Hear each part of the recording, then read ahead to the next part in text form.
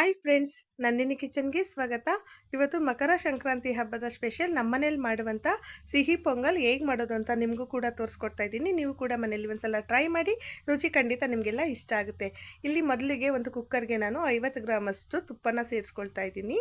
ಇದಕ್ಕೆ 1 ಕಪ್ಪಷ್ಟು ನಾನು ಹೆಸರು ಬೇಳೆನ ಸೇರಿಸ್ಕೊಳ್ತಾ ಇದ್ದೀನಿ. ಹೆಸರು ಬೇಳೆ ಸೇರಿಸ್ಕೊಂಡು ಕೆಂಪುಗಾಗೋಷ್ಟು ಹುರ್ಕೊಳ್ಬೇಕು. ನೋಡಿ, ಜಾಸ್ತಿ ಕಪ್ಪಾಗೋಷ್ಟು ಉರಿಬಾರ್ದು, ಸ್ವಲ್ಪ ಕೆಂಪಿರುವಾಗಲೇ ನೀವು ಅಕ್ಕಿನ ಕೂಡ ಸೇರಿಸ್ಕೊಳ್ಬೇಕು.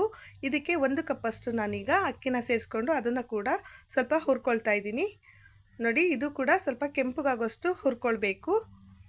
ನೋಡಿ, ಈಗ ಇಷ್ಟು ಹುರ್ಕೊಂಡ್ರೆ ಸಾಕು.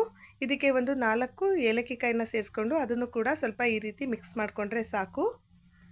ಈಗ ಇದಕ್ಕೆ ನಾನು 3 ಕಪ್ ನೀರನ್ನ ಸೇರಿಸ್ಕೊಳ್ತೀನಿ.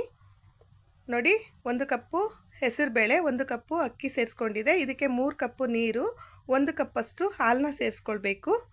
ನೋಡಿ, ಈಗ 1 ಕಪ್ಪಷ್ಟು ಹಾಲನ್ನ ಸೇರಿಸ್ಕೊಂಡಿದ್ದೀನಿ. ನೀವು ಯಾವ ಕಪ್ಪಲ್ಲಿ ಅಕ್ಕಿ ತೊಗೊಂಡಿರ್ತೀರಾ ಅದರಲ್ಲೇ ಸೇರಿಸ್ಕೊಳ್ಬೇಕು.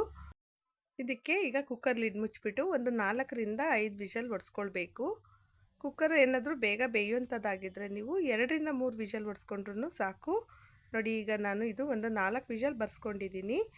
ಈಗ ಕುಕ್ಕರ್ ತಣ್ಣಗಾದ್ಮೇಲೆ ನಾನು ಓಪನ್ ಮಾಡಿ ತೋರಿಸ್ತಾ ಇದ್ದೀನಿ. ನೋಡಿ, ಇಷ್ಟು ಚೆನ್ನಾಗಿ ಬೆಂದಿದೆ. ಇದಕ್ಕೆ ಮತ್ತೆ 1 ಕಪ್ಪಷ್ಟು ನೀರನ್ನ ಸೇರಿಸ್ಕೊಳ್ಬೇಕು.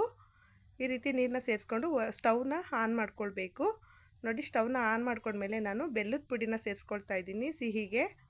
ನೀವು ಬೇಕಿದ್ದರೆ ಸಕ್ಕರೆ ಬೇಕಂದರೆ ಸಕ್ಕರೆ ಕೂಡ ಸೇರಿಸ್ಕೊಳ್ಬೋದು. ನಾರ್ಮಲ್ ಬೆಲ್ಲ ಸೇರಿಸ್ಕೊಳ್ಬೇಕು ಅಂದರೆ ಸ್ವಲ್ಪ ಪಾಕ ಮಾಡ್ಕೊಳ್ಬೇಕಾಗುತ್ತೆ, ಅದರಲ್ಲೆಲ್ಲ ಕಲ್ಲಿರುತ್ತೆ.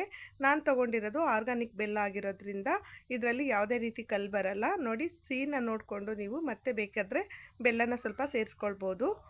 ಈಗ ನಾನು ಬೆಲ್ಲ ಎಲ್ಲ ಸೇರಿಸ್ಕೊಂಡ್ಮೇಲೆ 1 ಇಡಿ ಗೋಡಂಬಿ, 1 ಇಡಿ ಬಾದಾಮಿ, 1 ಇಡಿ ದ್ರಾಕ್ಷಿ, 1 ಇಡಿಯಷ್ಟು ಕೊಬ್ಬರಿನ ನೋಡಿ ಈ ರೀತಿ ಕಟ್ ಮಾಡಿ ಇಟ್ಕೊಂಡಿರೋದನ್ನ ಸೇರಿಸ್ಕೊಂಡು ಮೇಲೆ ಸ್ವಲ್ಪ ತುಪ್ಪನ ಸೇರಿಸ್ಕೊಂಡು ಒಂದ್ಸಲ ಈಗ ಮಿಕ್ಸ್ ಮಾಡ್ಕೊಳ್ತೀನಿ. ಈಗ ಮಕರ ಸಂಕ್ರಾಂತಿ ಹಬ್ಬದ ಸ್ಪೆಷಲ್ ಸಿಹಿ ಪೊಂಗಲ್ ರೆಡಿಯಾಗಿದೆ.